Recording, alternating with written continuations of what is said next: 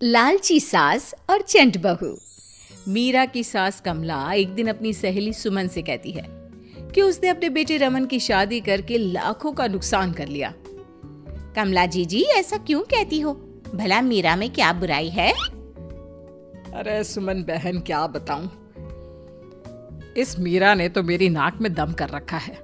ना ही घर का कोई काम करती है और ना ही बाहर कमाने जाती है। अरे भला फ्री की रोटियां तोड़ने के लिए इसे लेकर आई थी क्या मैं?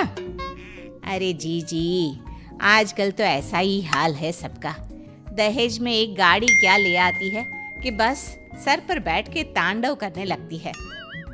मेरी बहू मीरा तो दहेज में एक फूटी कोड़ी भी नहीं लाई, फिर भी रोज महारानी मुझे उंगली पर नचाती है। जी फिर तो बहुत गलत बात है। तुम्हारी भी गलती है, बिना दहेज के ब्याह किया ही क्यों? अरे मैं तो अच्छा और बहुत दहेज लेती, आखिर मेरा बेटा इंजीनियर है। पर तेरे जीजा जी दहेज के खिलाफ है ना, बेकार कॉलेज के प्रोफेसर। अरे दुनियादारी की समझ ही नहीं है, बस अपने किताबों की दुनिया में ही रहते हैं। अरे जी अभी भी कुछ नहीं बिगड़ा, थोड़ा काम में लगाओ, खुद दहेज चल के आएगा। कमला को सुमन की बात समझ में आ जाती है और उसे सुमन का सुझाव अच्छा भी लगता है। कमला अगली सुबह से मीरा पर हुक्म चलाने लगती है। सुन बहू, फटाफट से सफाई कर ले, फिर रोटियां भी बनानी है। सासू माँ, सब मैं ही करूँगी क्या? आप क्या पूरा दिन मुझे काम बताने का ही कष्ट करती रहोगी? तो तू क्या चाहती है, मैं तेरी नौकरानी बन जाऊं? हैं? चुपचाप काम कर, नहीं तो अपने मायके का रास्ता नाप और निकल मेरे घर से। मीरा अपनी सास की धमकी सुन के थोड़ा डर जाती है। वो पूरी ईमानदारी के साथ घर का काम और अपनी सास कमला की सेवा करने लगती है। ये सब देखकर कमला बहुत खुश होती है, पर थोड़ी निराश भी होती है, क्योंकि जैसा वो चाहती थी वैसा कुछ अभी तक तो हुआ नहीं था। कमला अपनी बहू मीरा को और काम बताने लगती है। सासू माँ, आज मेरी तबीयत थोड़ी खराब है, आज तो मैं काम नहीं कर पाऊंगी। अच्छा, तो ऐसा करती हूँ, एक गाड़ी मंगा देती हूँ जो तुझे तेरे मायके छोड़ा है। अब तेरे दहेज में कोई नौकरानी तो आई नहीं जो तुझे आराम करने दूं। पर सासू माँ मैं तो मैं मत कर और हाथ चला जल्दी जल्दी। आज तो कपड़े भी दुनिया भर के हैं, कौन धोएगा तेरे अलावा? मीरा बीमार हालत में भी काम करने लग जाती है।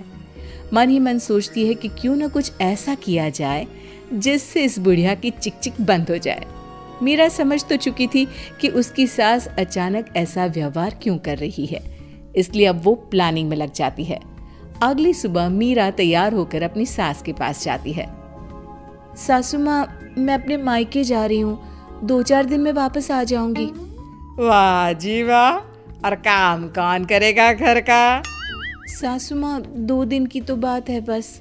जा चली जा, पर फिर वापस आने के बारे में सोचना भी मत। मीरा जानती थी कि घर में वापस घुसने के लिए उसे क्या करना है। वो अपने मायके पहुंचती है और रोने लगती है। उसके माता पिता उसे रोने का कारण पूछते हैं, पर वो कुछ नहीं बोलती। तभी मीरा की माँ उसके हाथों की तरफ देखती है। मीरा, ये तेरे हाथों के नाखून कहाँ गए? तुझे तो नाखून बड़े करने का बड़ा शौक है ना? माँ, उस घर के बर्तन और कपड़े धो धो कर मेरे नाखून ही नहीं बल्कि हाथ भी घिस गया है। अब तुमने मेरे साथ ना कोई नौकरानी भेजी, ना कोई सुख की सुविधा। मीरा के माता पिता समझ जाते हैं कि मीरा को दहेज का सामान चाहिए। अगले ही दिन मीरा के माता पिता उसके लिए एक वॉशिंग मशीन और फ्रिज मंगवा देते हैं। मीरा ये देखकर बहुत खुश होती है और खुशी खुशी अपने ससुराल जाने की तैयारी करने लगती है। मीरा जब अपने ससुराल पहुंचती है तो उसकी सास उसे देखकर बहुत खुश होती है। अरे मेरी प्यारी बहू, आ गई तू?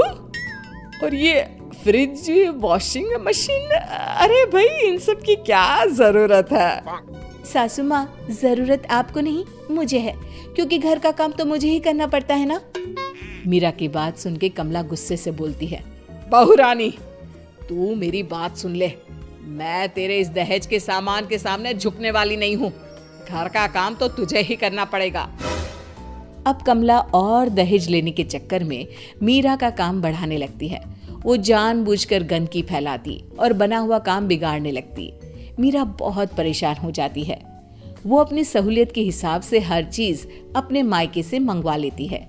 धीरे धीरे कमला की चाल कामयाब हो जाती है, पर वो मीरा की चाल नहीं समझ पाती। धीरे धीरे मीरा भी अपने मकसद की तरफ बढ़ने लगती है। वो अपने ससुर और अपने पति को अपनी तरफ कर लेती है। एक दिन मीरा अपने ससुर से कहती है, पिताजी क्यों ना आप ये घर मेरे नाम कर दे, क्योंकि सासू माँ तो बीमार रहती हैं और रमन का तो आपको पता ही है कितने बिजी रहते हैं। ऐसे में घर को संभालेगा कौन? हाँ बहू, मुझे लगता है कि तुम बिल्कुल सही कह रही हो। इस घर को संभालने वाला कोई तो होना चाहिए। ये कहकर मीरा के ससुर जी अपनी पूरी प्रॉपर्टी मीरा के नाम कर देते हैं। मीरा बहुत खुश होती है क्योंकि वो अब अपने मकसद में कामयाब हो गई थी। इस बात की खबर कमला को भी लगती है। कमला को जैसे ही पूरी बात पता चलती है, उसके पैरों तले जमीन खिसक जाती है। वो गुस्से में मीरा के पास जाती है। अरे करमजली, तू तो बहुत चंट निकली।